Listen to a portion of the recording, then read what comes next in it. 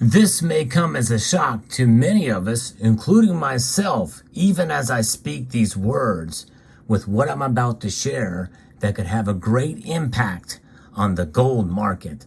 Let's explore!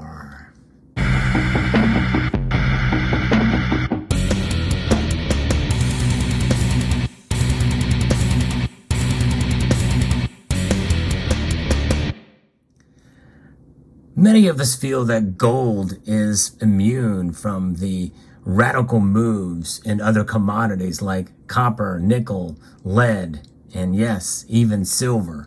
Silver is seen as a dual metal, but mostly as an industrial metal, a commodity.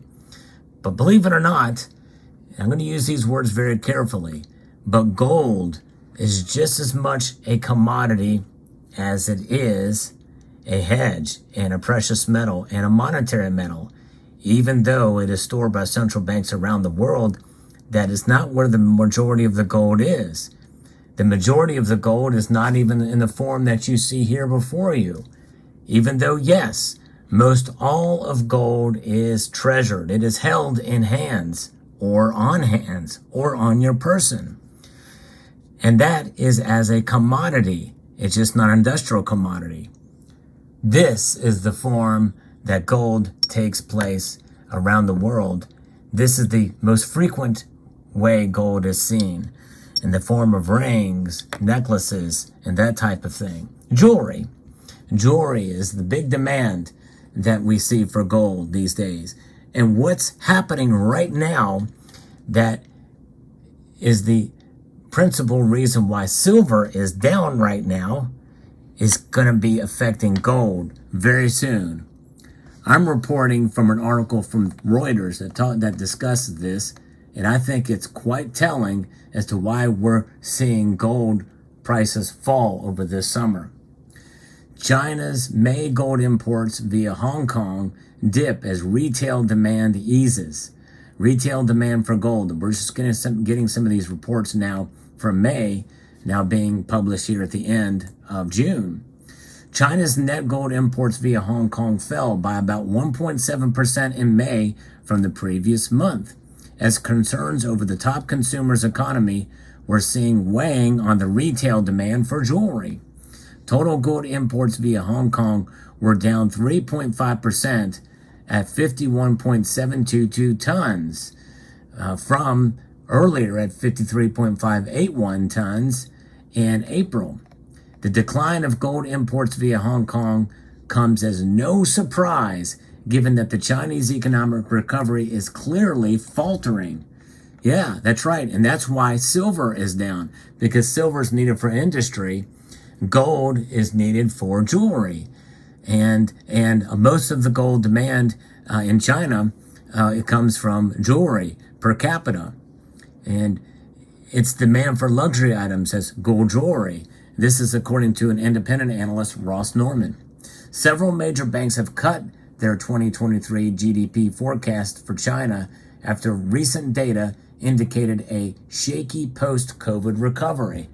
In other words, the lockdowns have been in effect for so long, it has taken them much longer to recover from those.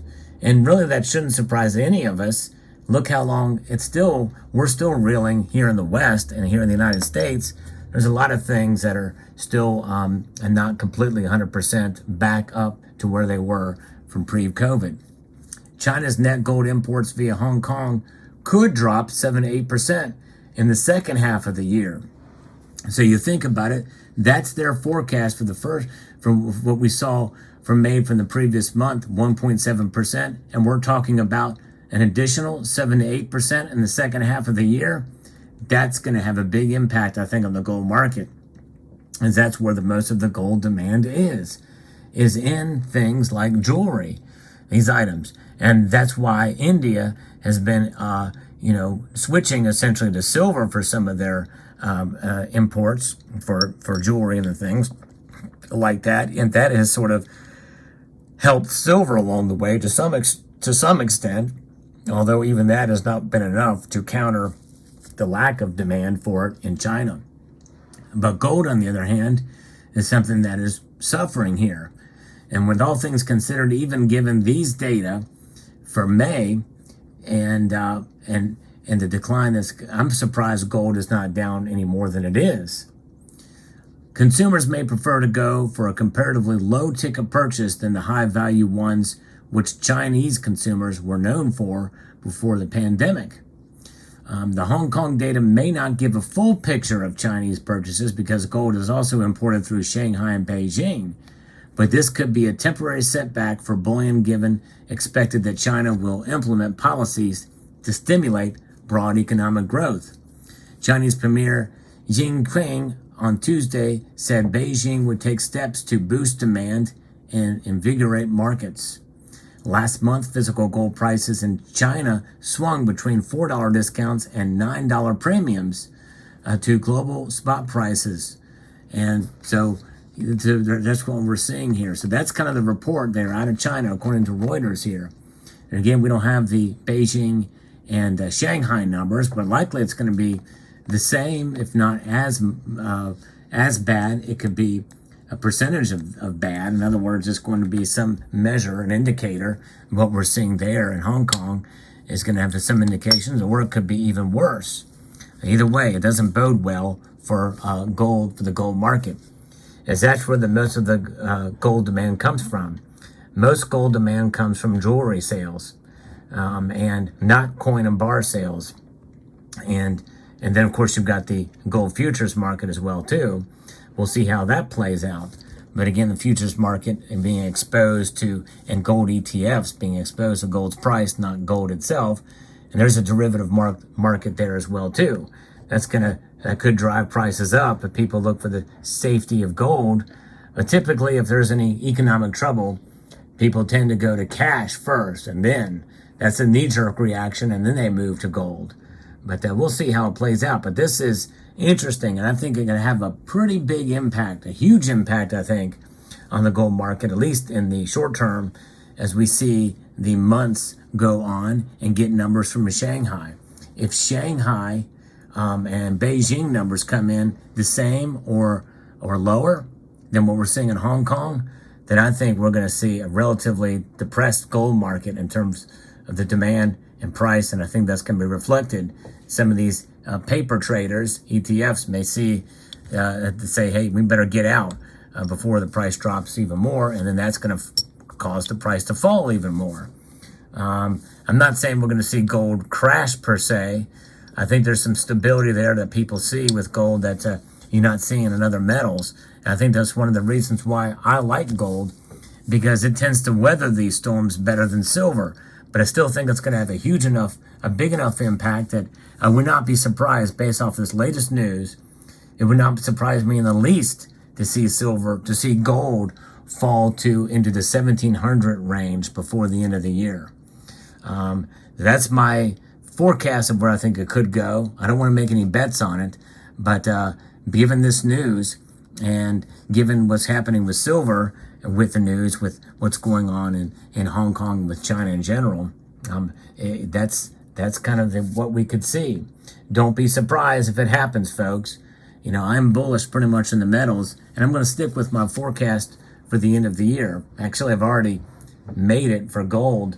Gold's already reached my forecast for the end of the year for gold. Silver, though, on the other hand, has yet to realize $28 an ounce.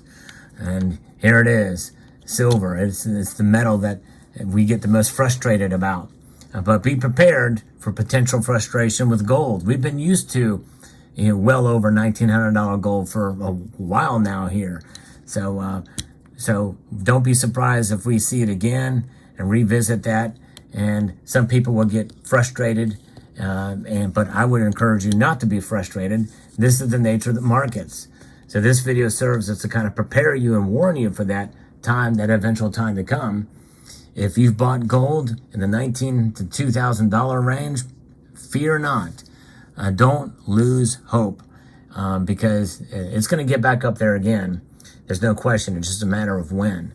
Demand for gold will reconvene. We'll see what happens. But let me know what your thoughts are on the gold market and where the prices are. And let me know if you agree with my analysis of where gold could go in the coming months in China. I think the Chinese market is interesting. The Asian market in general is pretty fascinating and does play a pretty big role in the price discovery for these metals.